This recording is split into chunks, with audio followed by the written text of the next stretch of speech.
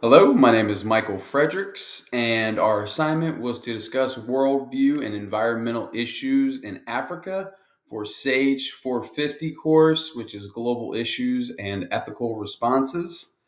And for this assignment, we were to select a article that was recently published in regards to either climate control or any type of environmental impacts in Africa at the time. I selected an editorial out of Science Direct under their category of global environmental change. And this article is the climate change in Africa, the impacts, adaptation, and policy responses. So I put together a few key points from the article that I saw that kind of highlighted the issues that Africa and the African countries are experiencing with this climate control issue. And to begin, the African countries have been amongst the least historic producers of global carbon emissions, yet they are among the most vulnerable to be impacted by global change. Now, according to the WMO, the year 2023 was anticipated to be the warmest year in record for their 174-year observational records, of course. And then the period of 2015 to 2023 witnessed the nine warmest years that they have ever recorded. Climate change is impacting African countries in a multitude of ways, including increasing water stress, damaging agricultural harvests, and affecting lifestyles.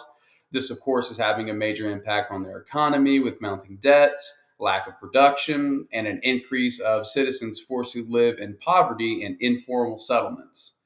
These conditions have forced the African people to experience a massive lack of resources necessary for basic living, including drinking water, appropriate food, living conditions, and healthcare.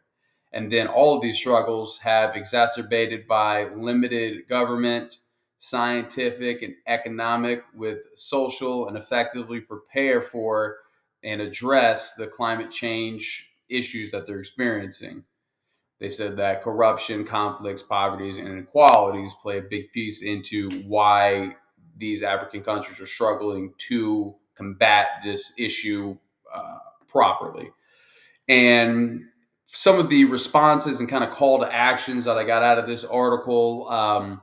The first suggestion is the enhancement of research that mainstreams what has come to be known as the green growth into African economies, which is to reduce the pressure of unemployment and energy insecurity that drains too much energy when climate and domestic needs are treated separately. Options for renewable energy and recycling are going to be needed to adaptation to the next levels and cope with the need of sustainable energy to move away from wood for energy, which in turn adversely affects conservation efforts. In the field of agriculture, which is the largest economic activity in the continent, adopting regenerative practices is going to be a key to enable more farmers to adapt to climate change, enhance food security before moving on to food sovereignty. There is a need for infrastructure that enables populations across the continent to cope with and adapt to the climate related events. To support enhanced resilience, there will be a need for social capital improvement at diverse levels for local populations. This will enable local people to share not only climate related information, but also draw financial networks beyond formal financial systems to assist farmers and local entrepreneurs in building and investing for extreme weathers events and reduce their vulnerability. Now, at the end of that, I kind of put the conclusion from this article that there is no doubt that the climate crisis is having a serious impact on countries throughout the world. However, African countries stand to feel the greatest impact due to their geographical circumstances and where they're located. The programs that have been set in place to combat climate change are great, but there is a clear struggle for the African society and the African people that these programs fail to meet the necessary needs of those who are struggling.